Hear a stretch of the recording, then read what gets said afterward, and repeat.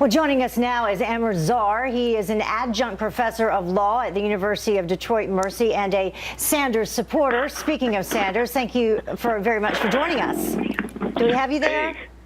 Yes, how are you? I'm doing great. So we've been told that Bernie Sanders has gone home to Vermont. Do you know why?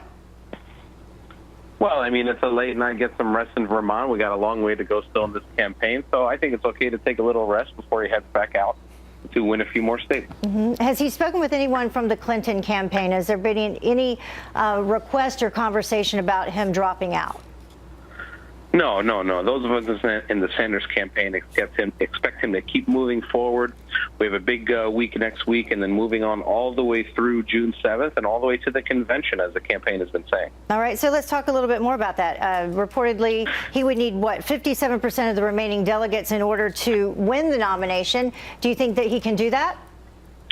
Of course, yeah, he can do it. I mean, there's no reason that he can't. You know, in the states that we've won with pretty big margins. And, you know, we plan on working hard to make a very strong and compelling case to superdelegates as well. I mean, we don't think either our campaign or Mrs. Clinton's campaign, you know, both the campaigns might not make it to the threshold with pledged delegates only. So we'll have to make a case of superdelegates as well. We hope to do that up until the convention. So what about the tone of the race moving up to the convention? Do you expect the Sanders camp will change their tone any, or will he continue to go after Clinton? Well, I think what you're seeing as the campaign goes on is just, you know, the highlighting of or the showcasing of the real differences between these two candidates. As time goes on, you see that the Sanders campaign is not just a campaign that is slightly different than the Clinton campaign, but it represents a whole new movement. It represents a new generation of voters, a political revolution, as Bernie has said, to really get out there and change the system in America, change the way we do elections. And I don't think there's anything wrong with that. That's not nasty. That's not negative. That's just showing the real differences between the two and really highlighting the reasons as to why all of us are standing behind Bernie. And what about all of those people who are standing behind Bernie? Do you believe that those supporters, should he not win the nomination, be willing to support Hillary Clinton? Well, like I said, I mean, this is a different movement than I think any we've seen before. It's not only about supporting a particular party, but it's about standing up for certain principles.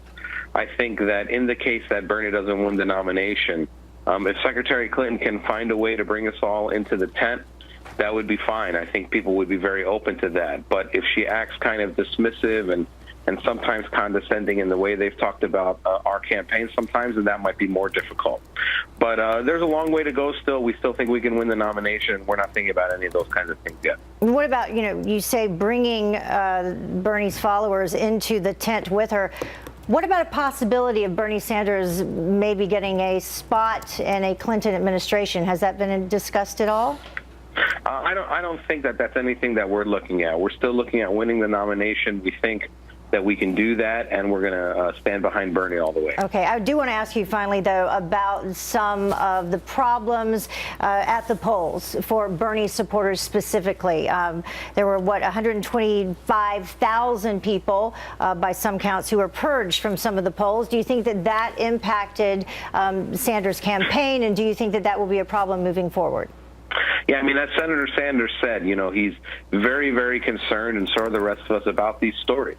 I mean, disenfranchising people, especially an important primary like New York, is really unconscionable. And it was happening not just in Brooklyn, throughout the city. You know, it's already a closed primary, so it favors the establishment a little bit more. When these kinds of things happen, it's even worse. So I think that Bernie's campaign, we're going to look into those kinds of things. And I think everybody should be concerned about those kinds of things going on. Everybody should be worried that we are operating in a system where we have one person, one vote, so they can really get a candidate that represents the people. And what do you plan on doing about it? Well, as far as I know, you know, the campaign is going to look into these things. It's going to look into the story, see what's going on. I mean, even the mayor himself, who's a major supporter of Secretary Clinton, has been saying that these irregularities are something that needs to be looked into. And so, you know, we're going to support looking into those things. Everyone needs to get to the bottom of it and find a way to get these people's voices heard. Yeah, a lot of those folks were non-registered, and this was a closed primary, so they had not registered as Democrat. They were independent, and they couldn't participate. But we want to go now to some sound from Clinton's speech, I believe, from earlier this evening, where she did reach out to some of Sanders' supporters. I want you to listen to this and get your response. It's humbling that you trust me with the awesome responsibilities that await our next president.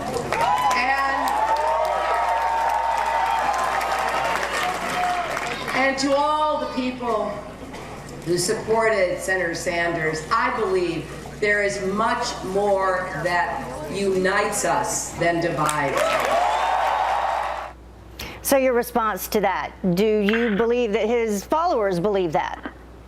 No, I mean, I think there's still some major issues with obviously releasing the transcripts of her speeches, rejecting big money and Wall Street money and money from big business.